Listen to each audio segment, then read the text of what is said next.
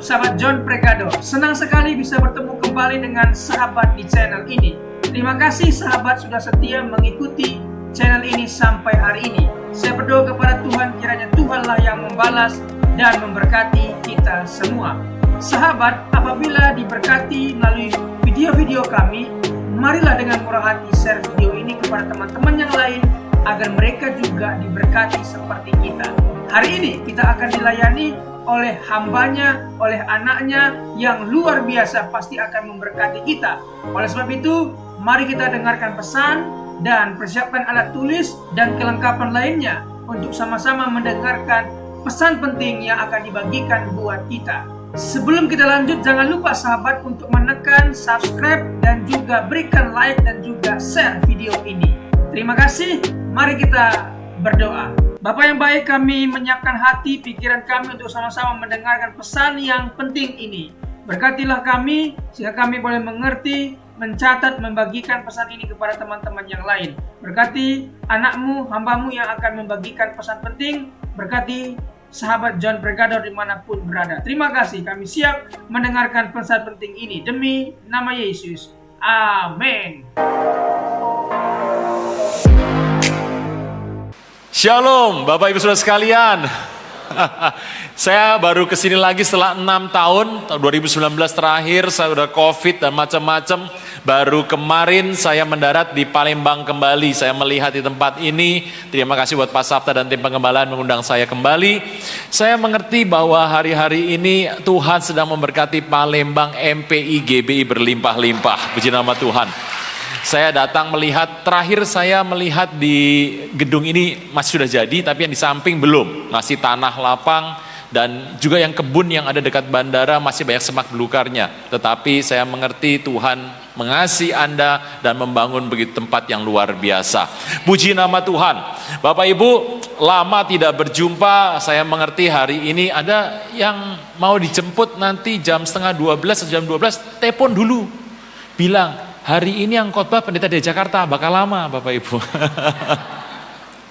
Bapak Ibu, anugerah Tuhan limpah dalam hidup Anda dan saya. Bapak Ibu, Anda mengerti tahun 2033? Saya akan ulang kembali. Bulan Juli 2013, ada seorang hamba Tuhan yang mendapatkan visi daripada Tuhan. Bukan nubuatan ya, visi. Visi itu untuk dia selesaikan amanat agung pada tahun 2033. Orang itu bernama Billy Wilson, pendeta karismatik Pentakosta. Dia mendapatkan sebuah visi daripada Tuhan. Bapak Ibu tahu Empower 21 yang sudah ganti nama jadi Everyone. Nah, itu adalah beliau adalah presiden di sana. Beliau menjadi tokoh yang membawa Empower 21 atau Everyone sekarang. Nah, dia itu kemudian bicara sama hamba-hamba Tuhan, teman-temannya setahun, 2 tahun dia bicara sama hamba Tuhan. Dan orang-orang yang mendengar itu percaya bahwa ini visi Tuhan. Mereka berkata, siap, aku mau lakukan buat Tuhan. Tetapi caranya bagaimana? Itu merupakan sebuah masalah. Jadi cara itulah yang kemudian dia sibuk bicara setahun, 2 tahun, sampai 9 tahun kemudian. Barulah pada bulan Mei 2022, ternyata ada sebuah seminar atau simposium kecil dan itu bicara internasional semuanya. Waktu bicara itu ada 3 hamba Tuhan yang berbicara hal yang sama. Yaitu pertama pendeta Nicky Gamble. Anda pasti gak pernah dengar ya, Nicky Gamble saya juga gak pernah dengar kok. Nicky Gamble pendeta dari Anglikan Katolik. Yang kedua pendeta Rick Warren. Anda pernah dengar Rick Warren itu ya, dari Saddleback, tinggi besar orangnya. Itu pendeta Protestan. Jadi ada Nicky Gamble dari Anglikan, dari Protestan adalah Rick Warren, yang ketiga Billy Wilson, pendeta dari Karismatik Pentakosta. 3 ini aliran besar di muka bumi itu berbicara bahwa ini adalah peristiwa yang penting. Bapak Ibu, Tuhan berkata sampai tahun 2033 adalah 8 tahun dari hari ini. Kita akan selesaikan amanat agung. Pak, kenapa harus 2033? Ya Tuhan bilang 2033. Kalau nggak ada apa-apa 2033 gimana? Ya ada tambah kali 2034, 35, 40 terus saja. Tapi kita mau selesaikan itu sama-sama di tahun 2033. Ada apa sih 2033? Ada banyak orang mengatakan 2033 adalah perayaan kira-kira 2000 tahun Tuhan Yesus naik ke sorga. Perayaan 2000 tahun ulang tahun gereja pencurahan Roh Kudus yang pertama Yerusalem. Bapak Ibu, ada yang ingat di GBMP ini ulang tahunnya kapan? Lupa semua, saya juga nggak tahu Bapak Ibu.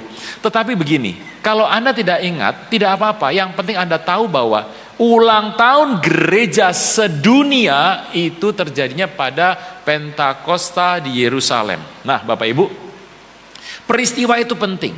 Kalau orang tanya sama saya akan jadi apa 2033? Perayaan 2000 tahun itu akan banyak orang bertanya-tanya, apa Tuhan Yesus lahir itu kapan? Penetapan lahir Tuhan Yesus kapan? Masih perdebatan sampai hari ini. Ada yang bilang -4 sebelum Masehi. Ada yang bilang +4. Ada yang bilang -2. Ada yang bilang +2. Ada yang bilang -1. Ada yang bilang +1. Tahun 0 nggak ada ya Bapak Ibu ya. Jadi itu masih perdebatan. Kalau saya gini saja, saya akan mengambil 2033. Amanat agung akan kita selesaikan bersama-sama, engkau dan saya jadi penginjil. Bapak Ibu, itulah pesan Tuhan. Nah Bapak Ibu, hari-hari ini kalau Anda ada di dunia medsos ya, Anda punya HP itu semuanya. Di tempat ini yang tidak pegang HP pasti anak masih kecil. Yang kecil udah pegang HP kok. Bapak Ibu, Anda pasti pernah melihat yang namanya hari ini, yang paling banyak topikal utama yang ada di dunia medsos, di YouTube, itu adalah perdebatan Kristen dan non-Kristen. Ribut tuh. Jadi orang Kristen ada debaters, yang dari non-Kristen ada debaters, berdebat mereka. Berdebat topiknya satu, Kristologi. Apakah Yesus Tuhan? Apa dia nabi? Apa dia seorang manusia? Itu berdebat dengan bahasa yang paling kuasar, bukan kasar. Kuasarnya bukan main. Saya juga bertanya kenapa pemerintah gak turun tangan ya, tapi ya ini bagus lah. Jadi ada perdebatan-perdebatan itu memenuhi YouTube. Anda bisa tonton, Anda buka YouTube-nya, nanti di rumah, jangan sekarang. Anda akan nonton ini dan itu banyak sekali pendebat-pendebat. Waktu saya menonton pendebat-pendebat ini, saya tuh melihat topik yang terutama yang Tuhan katakan itu tentang apa? Ternyata topiknya itu adalah topik Kristologi dan banyak sekali soal Tritunggal. Bapak Ibu, hari ini saya akan bahas soal Tritunggal. Ini supaya Anda jelas ya. Bapak Ibu, kan Anda melihat ya dalam sebuah perdebatan, Anda pernah melihat ini atau tidak? Ini penting nih ya, Bapak di sini, ini Bapak, Firman, di sini ada Roh Kudus. Ini Bapa itu bukan Roh Kudus. Roh Kudus bukan firman. Firman bukan Bapa. Anda tahu ya ini. Jadi Bapa bukan Roh Kudus bukan firman, firman bukan Bapa. Tetapi mereka itu semuanya adalah Tuhan. Berapa Bapak Ibu yang pernah melihat gambar ini, pernah belajar gambar ini? Boleh angkat tangan? Udah pulang semua Pak. Ada boleh angkat tangan? Yang pernah lihat gambar ini sebelumnya, angkat tangan. Satu, dua. Gak pernah semua. Oh satu, oke. Waduh. Bapak Ibu, kita ini kan GBI. Kita punya koneksi di Amerika namanya adalah Church of God. Dari Amerika. Ini pola barat. Pola gaya orang barat kalau menjelaskan Tritunggal ya seperti ini. Gitu ya. Kisah itu dipakai kalau Anda datang ke tempat sinode, kalau Anda sekolah tinggi teologi ya seperti ini gambarnya. Jadi Bapa bukan Roh Kudus, Roh Kudus bukan firman, firman bukan Bapa, tapi mereka semua adalah Allah. Gini. Tapi gaya perdebatan yang ada di YouTube itu beda lagi. Jadi inilah Bapa. Ada berapa sih punya Bapa? Satu. Tetapi Bapa itu punya firman. Firman itu keluar dan datang dari Bapa. Jadi gini. Bisa ya? Ini Bapa. Ini firman keluar. Gitu. Ayatnya kita buka ayatnya lah sama-sama. Bapak Ibu gak usah buka ayat, Anda nonton saja di sini ayatnya Yohanes 8 ayat 42. Kita buka sama-sama. Yohanes 8 ayat 42, firman Tuhan berkata, jikalau Allah adalah Bapamu, kamu akan mengasihi aku sebab aku dan keluar dan datang. Yesus tuh keluar dan datang dari Allah. Itu ayatnya Bapak Ibu. Jadi Bapa tuh punya firman. Engkau katakanlah, firman itu firman siapa? Firman Bapa. Lah firman itu Bapak, firman bukan Bapa, tapi firman itu ada bersama dengan Bapa. Sama tuh, firman. Anda tanya sama teman Anda, yang bicara siapa? Pendetanya, Aruna, gitu ya. Jadi itu kan karena Anda melihat saya bicara dan Anda mendengar suaranya sama dengan mulut saya kan. Kalau saya diem, ada suara keluar, hai anakku, saya diem, Anda pasti bubar semua nih. Jadi firman datang dan keluar dari Bapa. Nah, Bapa itu punya roh. Roh itu datang dan keluar dari Bapa. Yohanes 15 ayat 26. Yohanes 15 ayat 26. Jikalau penghibur yang kuutus dari Bapa datang, yaitu roh kebenaran yang Roh Kudus itu keluar dari Bapa. Jadi ini ada Bapa, ada firman, ada roh. Berapa? Ya satu gitu. Nah, pola itulah pola gaya timur. Anda mau ikut gaya timur boleh, mau ikut gaya barat, monggo, kerso, monggo. Silahkan saja. Anda boleh ambil yang barat boleh, ambil yang timur boleh. Intinya yang Anda jelaskan Anda sudah paham. Nah, pola Tritunggal tidak mudah dijelaskan kepada orang yang belum percaya. Kan orang bilang gini, carikan aku di Alkitab. Yesus berkata, akulah Allah dan sembahlah aku. Oh Allah, Bapak Ibu, begini. Yesus Tuhan lahir di Bethlehem. Dan dia dibesarkan di Nazaret. Bapak Ibu tahu kultur budaya. Anda kalau dari Palembang, Anda ke Jakarta, dari Jakarta ke Semarang atau ke timur, ke Jogja atau ke Solo. Kalau Anda naik mobil dari Jakarta ke Solo, gitu, naik mobil dari Palembang ke Jakarta, Jakarta ke Solo. Lalu sampai di Solo, Anda tuh bingung, ini rumahnya Pak RT di mana ya? Anda tanya sama seorang bapak-bapak. Pak, ya, rumah Pak RT di mana? Bapak orang Solo itu akan bilang begini, oh Pak RT, langsung dia nunggu, badan nunduk, tangannya begini, di situ. Inilah, orang Jawa. Ini. Kenapa orang ini pakai ini? Kenapa gak gini? Itu Pak, sana. Orang Solo, orang Jogja akan begini. Kenapa begini? Karena itu kultur. Nah, kultur Tuhan Yesus itu pakai kultur gaya Ibrani. Nah, kultur orang Ibrani itu tidak pernah bicara terus terang dengan sebuah perkataan yang vulgar, tidak pernah. Kultur Ibrani, Bapak Ibu mengerti? Berapa yang belum ke Israel tapi mau berangkat ke Israel? Ya tidak sekarang nggak bisa lagi perang, itu ada ke sana ya ribut, bom gitu ya. Akan berangkat nanti kalau sudah tenang. Yang belum pernah ke Israel, yang belum pernah mau berangkat angkat tangan. Mau didoakan loh ini, gitu. Angkat tangan Anda.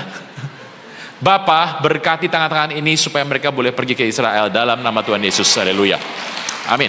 Bapak Ibu, Anda kalau Israel kan pasti ketemu, Anda pernah lihat orang yang pakai topi hitam, jasnya hitam, celananya hitam, baju putih, terus pakai sini, panjang gini. Pernah ya? Yang topinya hitam, jasnya hitam, celana hitam, bajunya putih, terus pakai sini panjang, godek gini.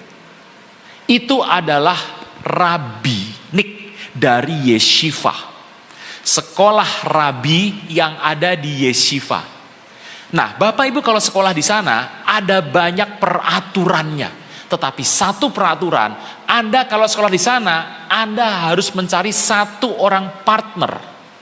Sampai Anda lulus, partnernya satu, berdua. Kenapa berdua Pak? Anda bilang, oh saya mau sendirian, saya jago. Gak kepake Bapak Ibu orang kayak gitu. Biar hebat, gak kepake. Orang harus mencari seorang partner.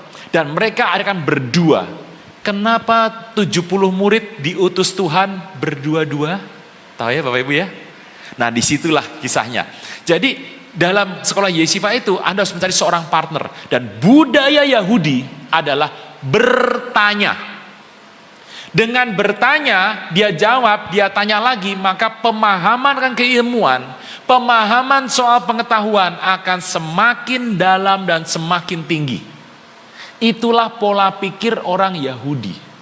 Tapi kalau pikir orang Indonesia, oh beda gitu ya. Karena itu kultur. Nah, pola pikir itu, misalnya Tuhan ditanya, Rabi, kau dapat kuasa itu dari mana? Dari sorga, apa dari manusia? Kan gitu. Lalu Tuhan Yesus berkata, aku juga punya pertanyaan sama kamu.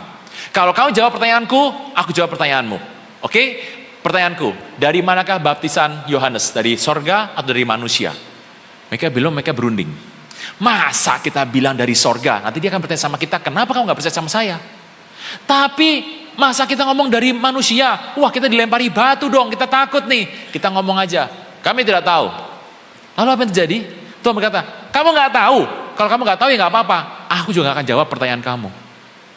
Bapak Ibu tahu kenapa orang Yahudi bertanya? Tuhan pernah berkata begini sama murid-muridnya. Menurut engkau, siapakah aku? Apa Tuhan gak tahu dia siapa? Apa Tuhan lupa dia siapa? Tapi Tuhan tanya, menurut engkau, siapakah aku? Ada yang bilang engkau Elia, ada yang bilang Jeremia, ada yang bilang Yohanes Pembaptis. Terus Yesus berkata lagi, tetapi menurut engkau, siapakah aku? Petrus berkata, engkaulah Mesias, anak Allah yang hidup. Pertanyaan merupakan sebuah budaya bagi orang Yahudi. Bapak Ibu mengerti ya? Jadi kalau gaya orang Jakarta, gaya Indonesia, carikan di ayat mana Yesus berkata, akulah Allah, sembahlah aku. Ya nggak ada bro, gitu ya. Polanya beda, kultur Alkitab juga Anda harus membaca. Misalnya Bapak Ibu ya. Nah di kultur Alkitab tuh bicara soal Tuhan. Misalnya engkau ditanya oleh seorang, Tuhan Yesus itu manusia apa Tuhan? Anda bilang ya dua-duanya. Loh tapi masa dikatakan karena Yesus itu adalah manusia, dia dibangkitkan, berarti dia manusia dong. Loh Bapak Ibu Anda harus baca, Yesus itu dibangkitkan, yang Yesus bangkit sendiri. Yohanes 10 ayat 17. Yohanes 10 ayat 17 firman Tuhan bilang bahwa, yuk tayangkan, Bapa mengasihi aku oleh karena aku memberikan nyawaku untuk menerimanya kembali. Ayat 18, next. Tidak seorang pun mengambil daripadaku, melainkan aku memberikannya menurut kehendakku sendiri. Aku berkuasa memberikan nyawaku dan berusaha mengambilnya kembali. Inilah tugas yang kuterima dari Bapa. Yesus itu bangkit sendiri. Lalu itu gimana Anda membacanya? Yesus dibangkitkan atau Yesus bangkit sendiri? Dua-duanya. Bisa mengerti Bapak Ibu? Nah, di Alkitab itu diberitakan soal Tritunggal. Carikan saya di Alkitab, mana Tritunggal? Ya nggak ada. Gitu ya. Kata Tritunggal tidak pernah ada di Alkitab. Nah, itu berarti nggak ada. Tetapi Anda harus tahu, pola pikir implisit Tritunggal ada di semua firman Tuhan di Alkitab dari Kejadian sampai Wahyu. Bapak Ibu, firman Tuhan itu bicara tentang Tritunggal dari depan sampai ke belakang. Tritunggal adalah konsep keselamatan yang paling penting. Ayo kita akan belajar hari ini. Kita buka dulu Kolose 1 ayat 19. Untuk kita membuktikan Yesus adalah Tuhan. Karena seluruh kepenuhan Allah berapa penuh? Berapa penuh Allah? Yang terbesar di muka bumi adalah black hole. Black hole itu adalah benda yang sangat besar, yang gravitasi sangat kuat sekali, yang menarik bahkan cahaya masuk. Black hole itu sangat kuat. Bapak Ibu, saya mengerti. Anda pasti ngerti yang namanya ini. Tetragrammaton. YHWH, tahu ya? Tahu toh? Ada yang, siapa tuh pendetanya? Oh nggak tahu nama saya. Oh udah lupa. Oke, nama saya Aruna Wirjolokito. Saya melayani di GBJIS dan saya punya 1 istri dan 1 anak dan kami melayani di sana. Puji nama Tuhan. Bapak Ibu, ini ya. Oh sudah ya. Sekarang jadi Anda bisa fokus ini. Ini to be ing dalam bahasa Inggris ing. Ini istrinya Adam. Siapa? Hawa. Yahweh. Kalau Anda baca Yahweh, Anda tahu ini artinya adalah sang sumber kehidupan. Apa itu Pak? Kalau Anda konsumsi ini, dimakan. Begitu sampai habis ada konsumsi, muncul lagi. Anda bikin ini kering, dikonsumsi sampai kering, keluar lagi. Ini tidak akan pernah habis. Yahweh. Sang pemberi kehidupan, dikonsumsi sedemikian banyak, tidak akan pernah habis. Itulah kepenuhan Allah. Firman Tuhan Kolose 1 ayat 19 berkata, demikian di dalam Dia seluruh kepenuhan Allah diam dalam Yesus. Anda bisa bayangkan Bapak Ibu, kalau Tuhan tuh ini tidak terbatas nih, tidak terbatas sama sekali. Lalu ini berdiam di dalam diri Tuhan Yesus. Yang tidak terbatas ditampung di sebuah tempat. Tempat itu pasti tak terbatas toh? Iya dong. Tempat yang tidak terbatas ditampung sama sebuah tempat. Tempat yang nampung itu pasti tidak terbatas juga. Dan itu namanya Tuhan Yesus. Bisa sampai sana? Bisa. Jadi Kolose 1 ayat 19 berkata, seluruh kepenuhan Allah berkenan diam dalam Dia. Ayat 20, next, ayat 20-nya. Oleh Dia, Ia perdamaikan segala sesuatu dalam dirinya, baik yang di bumi maupun di sorga, sudah Ia memberikan perdamaian oleh darah salib Kristus. Jadi oleh salib, ada darah dicurahkan. Bapak Ibu, itulah kita katakan, Kristus Yesus adalah yang menampung kepenuhan kealahan. Siapa yang bisa nampung selain Kristus Yesus? Ini bagus. Kolose 2 ayat 9. Kolose 2 ayat 9. Firman Tuhan berkata, sebab dalam Yesuslah berdiam secara jasmania seluruh kepenuhan Allah. Bisa Bapak Ibu ya? Jadi kalau ditanya sama orang, ayo terangkan padaku Tritunggal. Ini gampang. Gitu. Jadi sebagai orang Kristen Anda harus tahu, Anda harus belajar bagaimana menjadi orang Kristen kalau ditanya sama orang lain. Katanya Tuhanmu kan 3. Enggak, Tuhan 1 kok. Katanya yang 3 tuh Tritunggal apa? Bapak Ibu, Tritunggal itu sebuah konsep.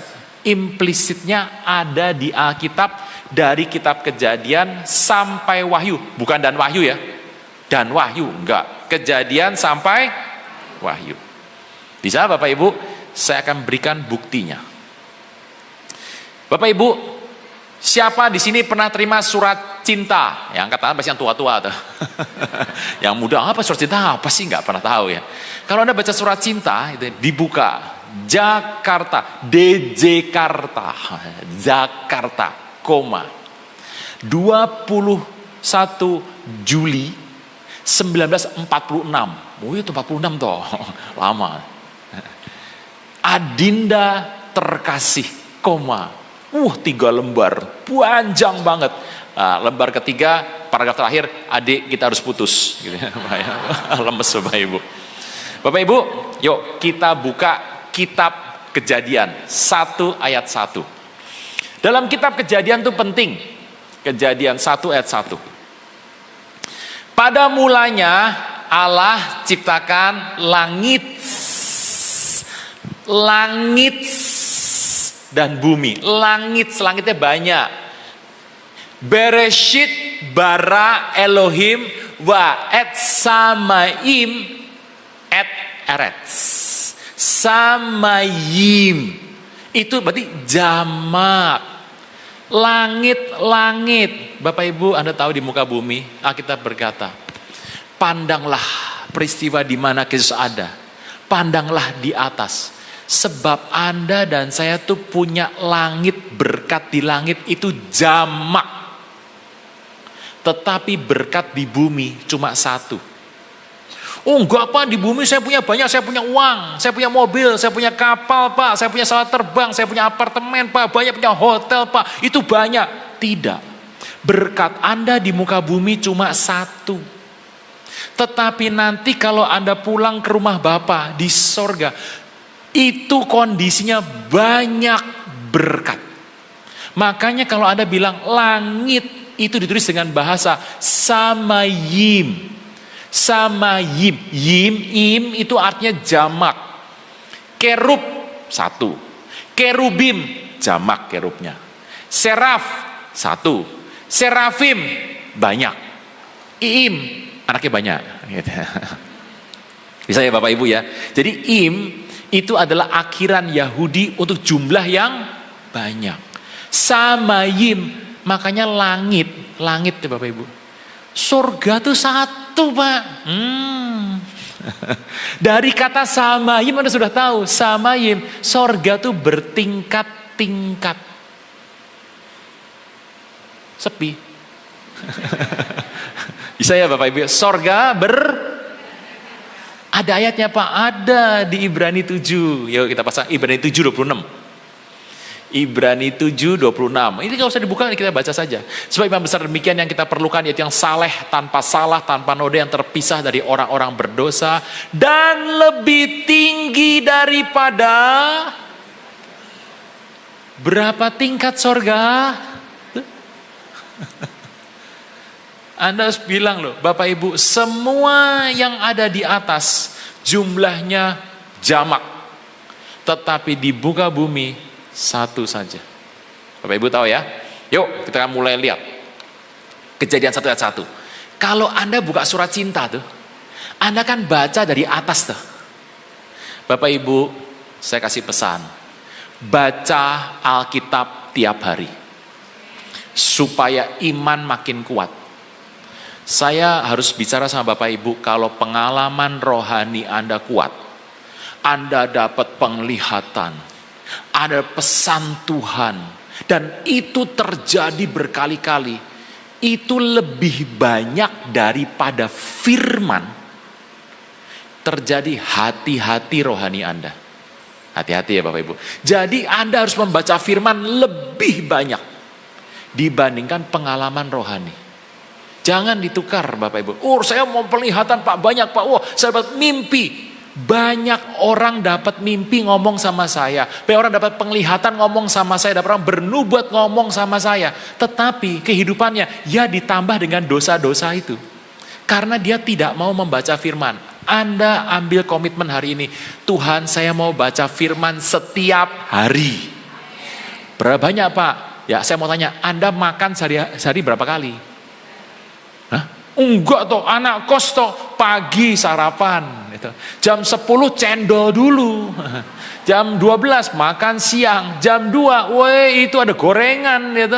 Nanti sore makan lagi, habis itu makan malam, nanti malam wah saper 2 kali. Wah, Indomie. Itu sehari makan. Waduh bisa 7 atau 8. Bapak Ibu, Anda harus baca firman. Anda mau baca satu perikop, boleh. Satu pasal boleh, tetapi Anda harus baca setiap hari. Bapak Ibu, ini tahun 2025. Kegelapan nih orang bilang, orang dunia nih. Ini muka bumi sedang mengalami sesuatu nih. Bapak Ibu, ini terjadi di semua muka bumi. Bapak Ibu, ini kan tiba-tiba Israel hantam Iran toh. Cut dulu. Cerita. Udah 6 tahun gak ketemu, cerita dulu. Bapak Ibu, Israel itu sudah pengen menghajar Iran sejak zaman Obama 2 kali. Tetapi Obama bilang sama Netanyahu, sabar. Dan ia gak pernah mau sikat Iran. Kemarin nyikat Iran, tiba-tiba berhenti udah gitu. Tetapi tiba-tiba Israel meluncurkan serangan kepada Iran. Menarget orang-orang penting dan jenderal-jenderal di Iran. Menarget kilang-kilang minyak. Dan persenjataan yang ada di Iran dibom. Buah. Iran langsung membalas. Wah, rame, balas-balasan rame. Bapak Ibu, dalam kondisi rame itu, Donald Trump itu yang orang yang bisa hentikan perang ini. Dan berkata kepada Hizbullah. Hizbullah itu bukan sebuah negara. Hizbullah adalah sebuah tempat. Di Syria ada, di Mesir ada, dan dia mendukung Hamas. Dia berkata, Hizbullah, ingat, jangan ikut-ikutan. Kalau kamu ikut-ikutan, saya akan turun tangan dalam perang ini. 2 hari yang lalu, Hizbullah berkata sama Trump, kami nggak takut, kami mau turun tangan. Nah, kalau Hizbullah turun tangan dalam perang ini, Amerika akan turun tangan di perang. Kalau Amerika turun tangan, lah Rusia kan ikut tangan toh. Rusia berkata, Amerika jangan ikut-ikut. Tapi kalau Amerika ikut, saya juga ikut. Bapak Ibu, apa yang terjadi di muka bumi? Ini semuanya adalah kritis nih di muka bumi. Kita menantikan akan jadi apa perang di muka bumi. Oh, Palembang aman, atau apa? Anda masih bisa makan pempek, masih bisa makan saja. Bapak Ibu, nikmati saja. Bapak Ibu, tapi Anda mengerti bahwa ini kondisi sedang genting. Indonesia non-blok, tidak dukung Amerika, tidak dukung yang Rusia, non-blok. Tetapi Indonesia akan dilewati oleh semua nuklir. Bapak Ibu, ini kalau sampai nuklir belum. Waduh, sulit loh Bapak Ibu. Saya kutipkan sebuah pernyataan dari Einstein. Albert Einstein. Dia berkata, perang dunia ketiga terjadinya kapan? Aku nggak tahu. Mau besok lagi besok. Aku nggak tahu perang dunia tuh kapan akan terjadi. Einstein yang ngomong. Tetapi aku tahu perang dunia keempat, orang akan memakai batu dan senjata pedang lagi.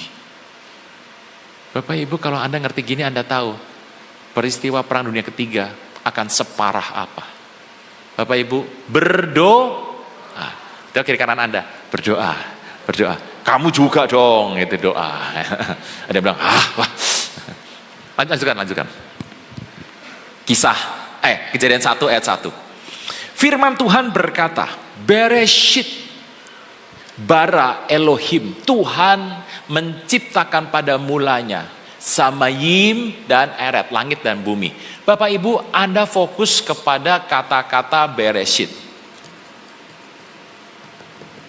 Bereshit ditulis pakai bahasa Ibrani dari kanan ke kiri. Bacanya dari sini ke sini. Bapak Ibu, di manakah negara yang paling tengah, kota yang paling tengah di muka bumi ada di mana? Ada yang bilang, saya tahu Pak, jadi Chongguo. Chung tengah, Guo negara, Tiongkok negara tengah. Bukan. Negara yang paling tengah Anda buka di Yeskiel 5 ayat 5. Yeskiel 5 ayat 5, firman Tuhan berkata, Yeskiel 5 ayat 5. Firman Tuhan. Beginilah firman Tuhan Allah, inilah Yerusalem, di tengah-tengah bangsa-bangsa ku tempatkan dia, sekelilingnya ada negeri-negeri mereka. Negara yang paling tengah kotanya kota apa? Itu Yerusalem. Nih Yerusalem. Yeskiel 38 ayat 12. Yeskiel 38 ayat 12. Firman Tuhan yang mengatakan, Yeskiel 30, engkau bermaksud untuk merampas penjara, mengacungkan tangan terhadap peruntuhan yang sudah didiami kembali, yang menyerang umatku yang dikumpulkan dari mereka sudah punya ternak dan harta benda, dan mereka diam di pusat bumi. Jadi di manakah tempat yang tengah-tengah itu? Yerusalem, Israel. Makanya Bapak Ibu, negara-negara yang ada di sisi kanan Yerusalem akan menulis dari kanan ke kiri. Negara yang ada di kiri Yerusalem akan menulis dari kiri ke kanan. Pendeta ini salah. Indonesia tuh di sebelah kanan. Kok kita nulis dari kiri? Bapak Ibu, Anda mengerti, Indonesia menulis dari kiri ke kanan karena kita dijajah oleh bangsa Belanda. Bisa ya? Ini benar, bukan bercanda, benar. Benar seperti itu. Bisa ya Bapak Ibu ya? Oke, lanjut. Bereshit. Nah, ini Bereshit nih penting. Anda nulisnya dari sebelah kanan, ya toh?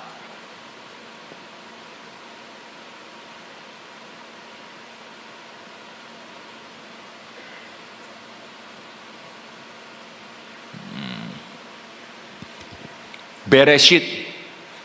Pakai bahasa Ibrani Pak? Iya biar keren pakai bahasa Ibrani gitu.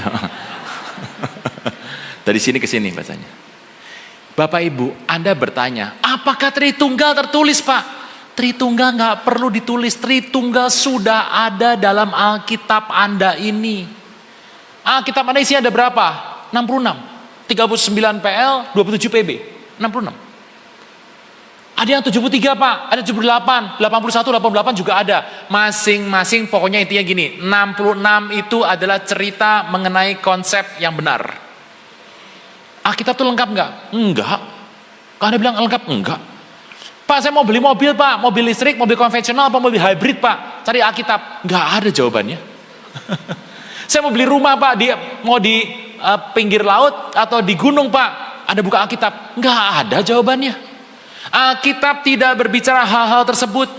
Alkitab cuma bicara keselamatan, konsep keselamatan dari kitab Kejadian sampai Wahyu tertulis lengkap, lengkap saya bilang, tertulis lengkap di situ.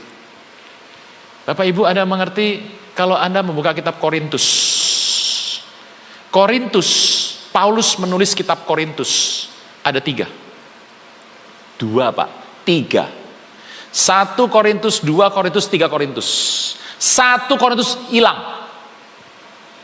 Akibatnya 2 Korintus jadi 1 Korintus, 3 Korintus jadi 2 Korintus. Kenapa hilang Pak? Tuhan yang hendaki. Udah gitu aja.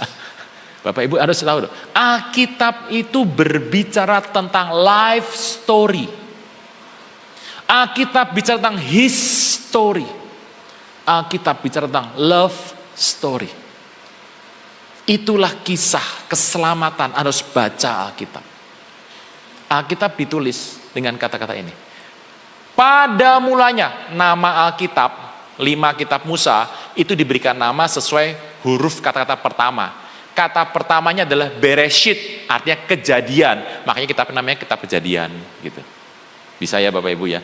Kejadian, Keluaran, Imamat, Bilangan, dan Ulangan. Yuk kita lihat sini sebentar. Ini dah, ini menarik. Nih, bar atau ber, artinya anak, anak. Yesus Barabas, Yesus bar anak Aba, Yesus anak seorang bapak. Saya bapak nggak tahu bapaknya siapa. Jadi bar itu anak. Ini Alef itu adalah kepala hewan sesembahan. Kepala lembu boleh, kambing boleh, sapi boleh, kepala domba juga boleh. Sesembahan itu yang paling bagus adalah domba. Makanya kata sebagai domba. Ini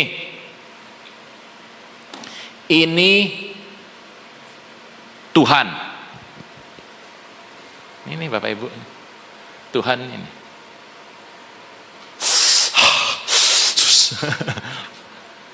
Bapak Ibu ini masih lama, pulangnya masih lama loh, masih lama. Nih Tuhan, oke. Yang ini,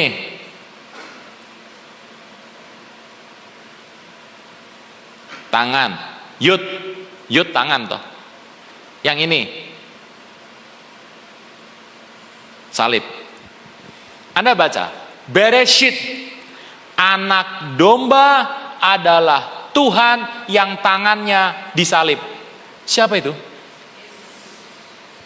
Itu baru buka kitab pertama. Sudah dipersiapkan sebuah kata-kata, anak domba adalah Tuhan yang tangan disalib. Cerita soal keselamatan dari Tuhan Yesus itu bicara ini. Anda mau katakan, oh nggak ada Tritunggal. Mana? Di setiap kata dimasukkan semuanya. Ini belum kata bara, belum kata samayim, belum kata erets. Masih ada puluhan ribu kata di Alkitab. Bapak Ibu, Alkitab yang Anda pegang ini sudah bicara bahwa Yesus berikan berkat terbesar bagi Anda, kami di tempat ini. Tuhan Yesus adalah Tuhan yang hidup, yang besar. Puji nama Tuhan. Bapak Ibu, hari-hari ini, waktu Anda masuk ke dalam, ini orang bilang lorong, orang bilang kegelapan, kita bilang terang Tuhan. Anda masuk ke sana, satu yang saya pesankan sama Bapak Ibu, engkau lihat Tuhan, engkau gantung sama Tuhan, dan biarlah Tuhan memegang tangan kananmu. Satu hal, jangan lepaskan Tuhan Yesus. Anda yang punya hidup mulai kacau, hidupnya mulai maju mundur, itu poco-poco. Anda lihat, pegang Tuhan Yesus. Pokoknya Yesus Tuhan satu-satunya. Itu penting. Bisa ya Bapak Ibu ya? Yesus adalah nama biasa. Yeshua, Yoshua, Jesus, Yesu, Yasu, Yasas, Yego, Jemie, Peng'an, atau selamat dalam bahasa Jawa. Itu pakai nama Yesus. Bapak Ibu, kalau Anda di Indonesia ini, kelihatannya yang pakai nama Yesus menurut statistik ada 2 orang. Mungkin sudah ganti nama ya, mungkin karena takut dibully tuh. Ada 2 orang. Tetapi nama Yesus kalau di Amerika Latin, di Brazil, di Argentina, di Meksiko, itu jumlahnya bisa masing-masing 2,5 juta. Total ada 25 juta orang bernama Yesus. Jadi nama Yesus kenapa? Karena konsep keselamatan itu Tuhan mau berikan kepada Tuhan. Perbuatan Tuhan di muka bumi tentang keselamatan itu lengkap tertulis semuanya. Ingat Bapak Ibu, kalau Anda mengalami sesuatu, jangan lupa satu nama yang akan selamatkan Anda dan saya. Yesus Tuhan. Bisa ya Bapak Ibu? Jadi hari ini kalau Anda nyebut, ya siapa? Tuhan berkata, engkau menyebut aku guru dan Tuhan, dan katamu itu tepat. Jikalau aku guru dan Tuhan telah membasuh kakimu. Bapak Ibu, peristiwa itu benar. Tuhan, katamu tepat, aku Rabi dan Mesias. Engkau menyebut aku Rabi, Mesias, dan katamu itu tepat loh. Bapak Ibu, di firman, di kitab Yohanes, Tuhan membuka siapakah dia sebetulnya. Hanya di kitab Yohanes. Bisa Bapak Ibu, kitab baru yang pertama, kata pertama sudah begini. Mantap Bapak Ibu? Kalau mantap sudah kita bungkus, khotbahnya kita mulai sekarang. Udah? Bisa ya Bapak Ibu ya? Oke. Bapak Ibu, ini menarik. Wah Pak, ini kalau ada di PL Pak. Lah kalau di PB ada. Waduh, di PB lebih banyak lagi. Lebih banyak lagi di PB. Gitu. Yuk, kita melihat satu hal yang menarik.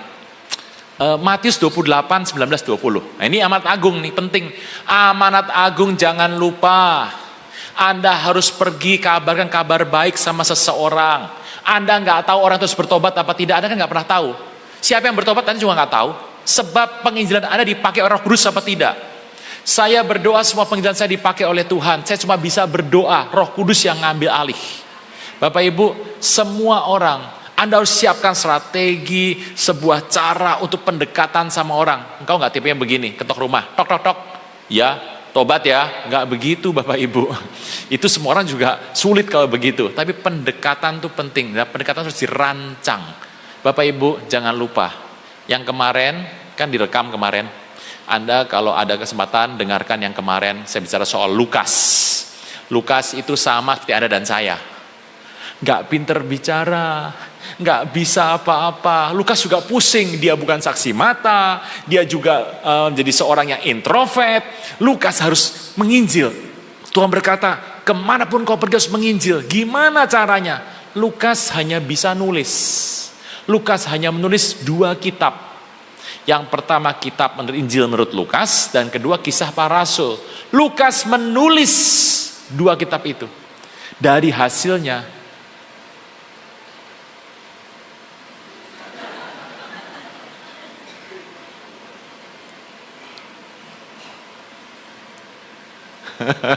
matikan dulu handphonenya supaya kita tidak terganggu. Oke.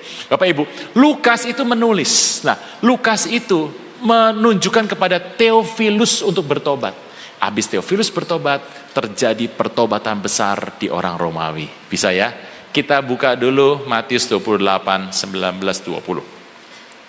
Karena itu pergilah, jadikan semua bangsa muridku. Pergi, seraya engkau berangkat pergi, sambil engkau berjalan lewat, seraya engkau berjalan lewat dan pergi, muridkanlah semua bangsa. 2, baptislah mereka dalam nama Bapa, Anak, dan Roh Kudus. Dan ketiga, ajarlah mereka segala sesuatu yang kuperintahkan pada mereka, ketahuilah. Ini berkatnya nih. Berkat kalau Anda melakukan 3 perintah Tuhan dalam amanat agung. Ketahuilah, aku Tuhan akan menyertai engkau senantiasa sampai akhir zaman. Bapak Ibu, disertai Tuhan, Anda mau bicara apa lagi? Itu berkat terbesar yang kita bisa dapatkan. Bisa ya Bapak Ibu ya? Nah, kita lihat dulu pada perintah Tuhan, Matius 28 ayat 19. Matius 28 ayat 19. Kita baca sebentar. Matius 28 ayat 19. Pasang. Yang nomor 2 ya. Baptislah mereka dalam nama Bapa, Anak, dan Roh. Baptis mereka dalam onoma pater, huios putra, dan Roh Kudus, hagios pneuma. Itu pakai bahasanya bukan Ibrani tapi bahasa Greka. Itu bagus. Baptislah mereka dalam onoma, nama Bapa, Anak, Roh Kudus. Bapak Ibu, kalau Anda melihat kata yang tadi, baptislah mereka dalam onoma. Hal yang aneh loh. Onoma, nama. Kenapa onoma? Yang betul kan gini, dalam nama Bapa, nama Anak, nama Roh Kudus dong. Ada 3 nama. Yang betul bukan onoma, dalam onomata. Kenapa kita tulisnya onoma, bukan onomata? Bapak Ibu, kisah itu bicara soal Tritunggal. Baptislah mereka dalam onoma, satu nama. Bukan dalam onomata, nama-nama, bukan. Alkitab berkata, baptislah mereka dalam onoma, satu nama. Siapa nama itu? Yesus. Itu sebuah Tritunggal yang luar biasa. Kisah Tritunggal itu diwakili satu nama. Saya tuh punya pertanyaan Bapak Ibu, nanti kalau kita sama-sama naik ke sorga ya. Jadi amin loh. Kita sama-sama naik ke sorga. Nah, sampai sorga saya mau tanya sama Tuhan beberapa pertanyaan. Tapi satu saya akan bertanya, Tuhan, bolehkah aku melihat bagaimana Tritunggal yang ada di firman Tuhan? Kalau Tuhan berkata, nggak boleh, ya nggak apa-apa. Kalau nggak boleh, nggak apa-apa. Tapi kalau boleh saya mau tanya seperti itu. Nah Bapak Ibu, onoma, kenapa cuma ada satu nama? Ternyata Bapa, Anak, dan Roh Kudus menggunakan nama Yesus. Yesus itu kalau Anda pikir ini namanya nama sulit sekali, nama Yesus gimana? Ada banyak nama bernama Yesus. Kenapa nama Yesus? Bapak Ibu, saya mau katakan sama Anda. Kalau saya ditanya, siapakah nama Tuhan yang asli? Saya nggak tahu jawabannya. Siapa nama Tuhan yang asli? Nggak tahu. Bapa berkata, Alkitab dalam Yohanes 17 ayat 11. Dibuka sebentar, Yohanes 17 ayat 11. Firman Tuhan berkata, aku nggak ada lagi dalam dunia, tapi mereka masih dalam dunia. Aku berdatang kepadamu, ya Bapa yang kudus, peliharalah mereka dalam namamu, yaitu namamu yang telah kau berikan kepadaku. Namaku siapa? Yesus. Lah, namamu yang kau berikan kepadaku. Kalau namaku Yesus, nama sana siapa? Yesus. Siapa namanya? Roh Kudus penting. Dalam firman Tuhan berkata dalam Yohanes 14 ayat 26. Yohanes 14 ayat 26. Firman Tuhan berkata seperti ini. Tetapi penghibur itu Roh Kudus yang diutus Bapa datang dalam namaku. Roh Kudus datang pakai nama Yesus. Bapak Ibu, Roh Kudus ini namanya siapa? Enggak tahu. Bapa namanya siapa? Ya enggak tahu. Firman namanya siapa? Ya enggak tahu. Tapi mereka menggunakan nama Yesus. Bapak Ibu, nama Yesus, nama di atas segala nama yang menjamin keselamatan Anda dan saya untuk sampai selama-lamanya. Nama Yesus luar biasa. Bapak Ibu, itulah nama. Nama aslinya Tuhan siapa? Nanti Tuhan akan cerita sama Anda dan saya masing-masing. Nama Yesus Anda pegang dulu. Dalam onoma. Jadi gini Bapak Ibu, kalau Budi. Di tempat ini nama Budi banyak toh. Kalau ada buku telepon, ada nama buka buku telepon, nama Budi. Banyak banget itu. Ini Budi, ada 10 Budi jalan bareng-bareng tuh. Budi, wah, wih saya Budi. Kalau zaman sekarang bukan Budi, Samuel. Saya mesti ada yang namanya Samuel di sini banyak banget nih pasti.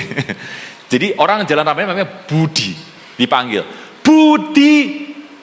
Begitu dipanggil Budi, itu orang 10 sana nengok semua. Hah? Kenapa? Sebab yang kau panggil adalah nama Budi. Tetapi Tuhan itu kalau panggil onoma. Bapak Ibu, nama saya Aruna dan nama saya jarang sekali ada di Indonesia. Yang nama sama-sama saya mungkin cuma sekitar 5. Atau ya sekarang cuma 10 lah kira-kira. Nama itu kalau Tuhan panggil, misalnya nama Aruna 5 orang ini jalan. Tuhan panggil, Aruna. Maka yang nengok cuma saya sendiri. Sebab kalau Tuhan panggil Aruna, itu enggak cuma nama onoma, itu bicara karakteristik, gaya jalan, gaya baju, kesukaan saya, itu dipanggil oleh Tuhan. Jadi saya balik gini, itu persis seperti gaya saya. Onoma adalah merupakan nama, tapi nama yang ditambahkan karakteristik yang melekat pada nama itu. Pertanyaannya gini saja, ada berapa nama di sana? 1. Kenapa 1 Pak? Ya 1. Bapa pakai nama Yesus, anak pakai nama Yesus, Roh Kudus pakai nama Yesus. Nama asli siapa? Kita cuma tahu panggilannya. Oh ini Pak, ini dong, ini. Bapak Ibu, ini artinya sang pemberi kehidupan. Nama yang kau bisa pakai di muka bumi ini. Bisa ngerti ya Bapak Ibu ya. Jadi kalau Anda membuka kitab Perjanjian Lama, Kejadian 1 ayat 1. Kalau Anda buka kitab Perjanjian Baru, Anda akan ketemu bahwa Tuhan dalam amanat agung berkata, nama onoma 1 nama. Itu bicara Tritunggal. Carikan aku di Alkitab kalau ada yang namanya Tritunggal itu di mana? Alkitab nggak tulis nama Tritunggal, tetapi Alkitab mencatat dalam seluruh ini.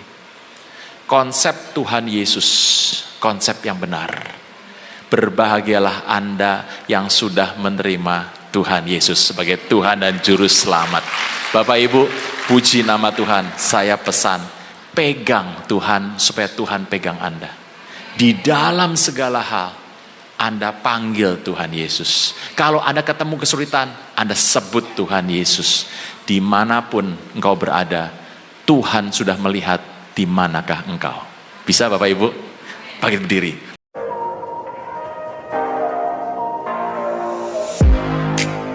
Terima kasih sahabat sudah menyaksikan tayangan kami hari ini. Saya percaya kita pasti diberkati. Apabila kita diberkati dengan tayangan hari ini, marilah kita dengan murah hati share video ini kepada teman-teman kita yang lain, agar mereka juga diberkati. Firman Tuhan mengatakan, diberkati untuk memberkati, sehingga nama Tuhan dipermuliakan dan namanya diagungkan. Sahabat, banyak sekali pelajaran yang kita bisa ambil dari tayangan hari ini. Marilah catat poin-poin yang telah disampaikan, kita simpan dalam hati dan kita aplikasikan dalam kehidupan sehari-hari. Setiap kita pasti akan bertemu di yang namanya masalah. Kita tidak perlu undang masalah, tetapi dia sendiri akan menghampiri kita dengan maksud menguji iman kita, apakah kita tahan uji dan tetap mengandalkan Tuhan atau tidak.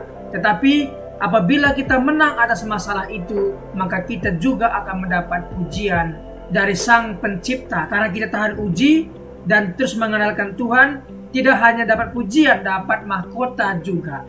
Mahkota abadi karena kita setia dan tetap kuat dalam Tuhan.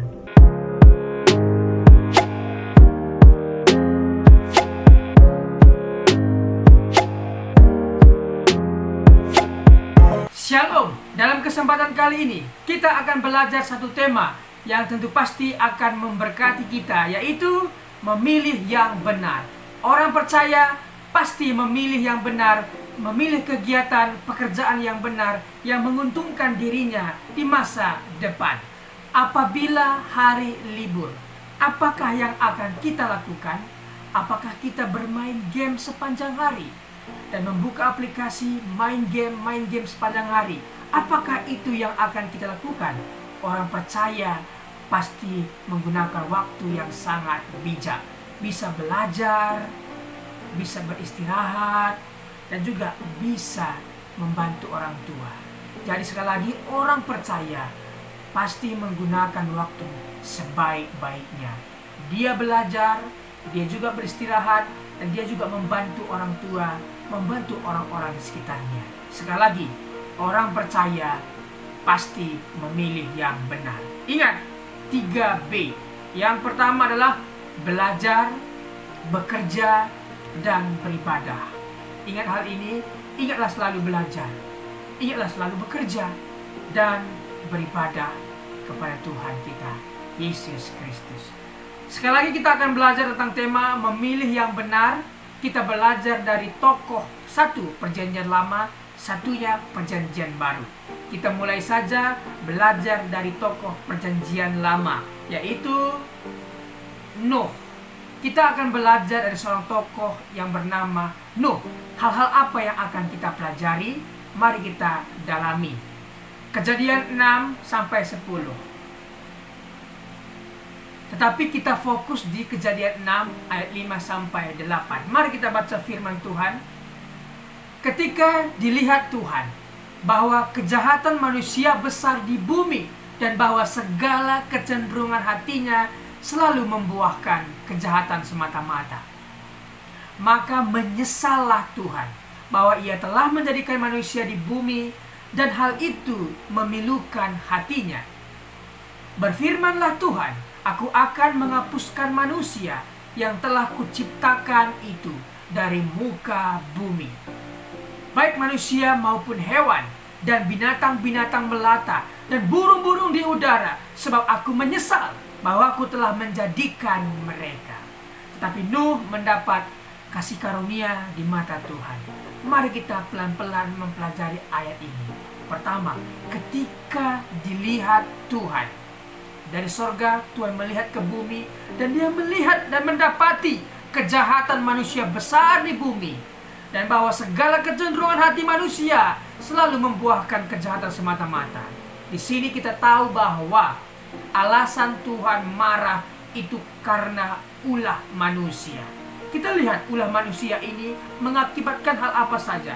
Pertama, Tuhan menyesal ya karena ulah manusia itu, sehingga lingkungan sekitar, yaitu hewan, binatang-binatang juga mendapat hukuman dari Tuhan.